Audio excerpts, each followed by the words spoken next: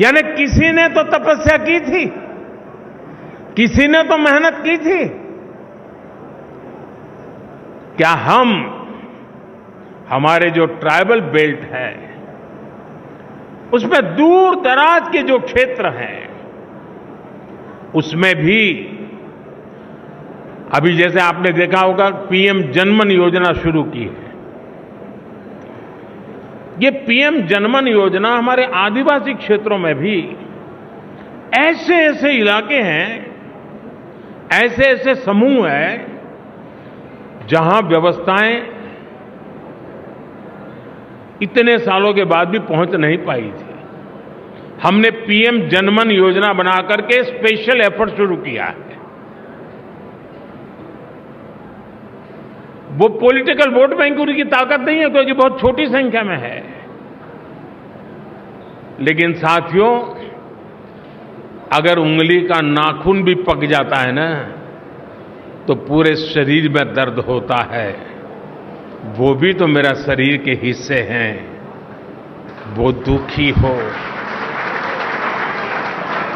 वो दुखी हो, पीड़ित हो, मेरे देश में मुझे भी उसकी पीड़ा होती है।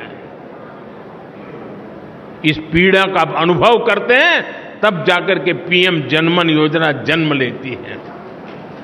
सरकार तो पहुंचेगी, रोड भी बन जाएंगे, बच्चों का स्कूल में एडमिशन भी हो जाएगा, लेकिन कमल कौन खिलाएगा?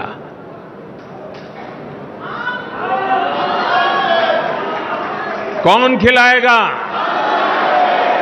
और इसलिए साथियों हम इस प्रकार से फोकस करके इन समाजों तक हम पहुंच सकते हैं क्या?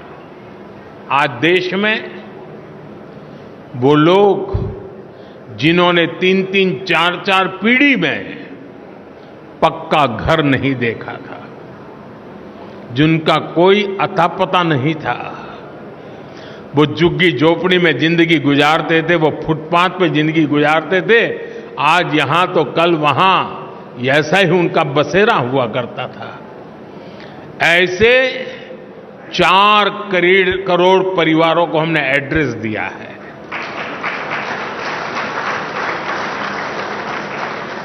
और जब जिंदगी में घर का पता तय हो जाता है ना तो मंजिल का पता भी अपने आप बनने लग जाता है।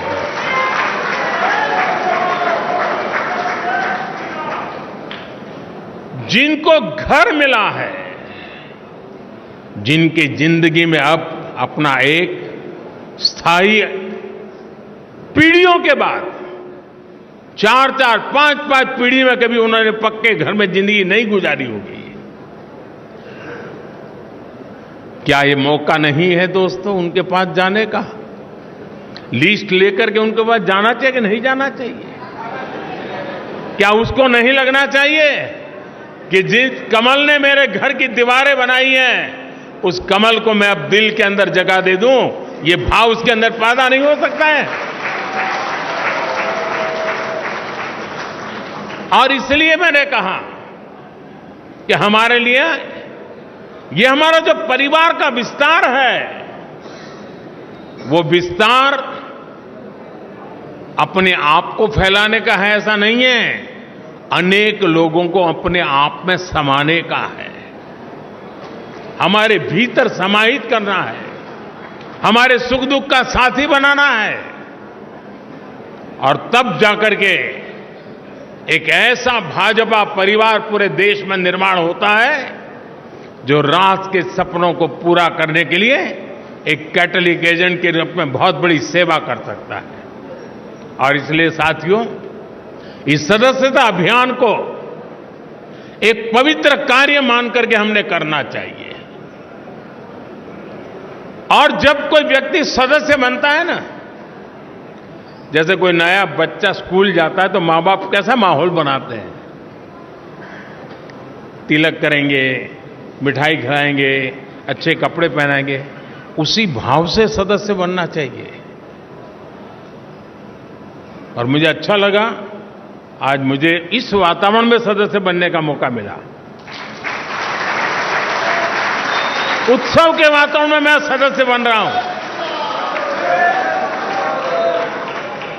हम भी सदस्यता अभियान को उत्सव में परिवर्तित करें।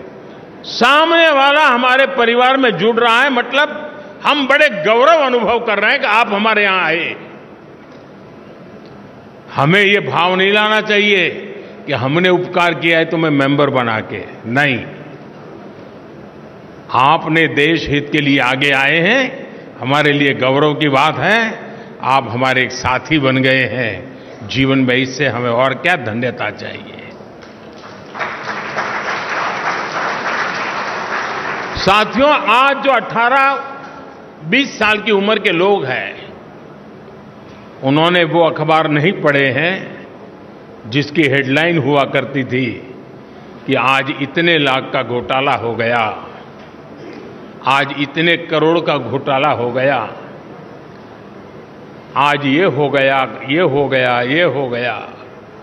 आज जो 18-20 साल के बच्चे हैं, उन्होंने ये पढ़ा नहीं है। उन्हें पता नहीं है कि 10 साल 11 साल के पहले देश की हालत क्या थे। उसने एक नया हिंदुस्तान देखा है और इसलिए उसके सपने भी वहीं से शुरू हो जाते हैं और तब जाकर के हमारी जिम्मेवारी अनेक गुना बढ़ जाती है। क्या हमारा दायित्व नहीं है कि 18 से 25 साल की एक पूरी पीढ़ी को टारगेट करके, प्लान करके भारतीय जनता पार्टी से जोड़ें, ताकि उनको भी पता चले कि उनके माता पिता ने कितने बुरे दिन देखे थे,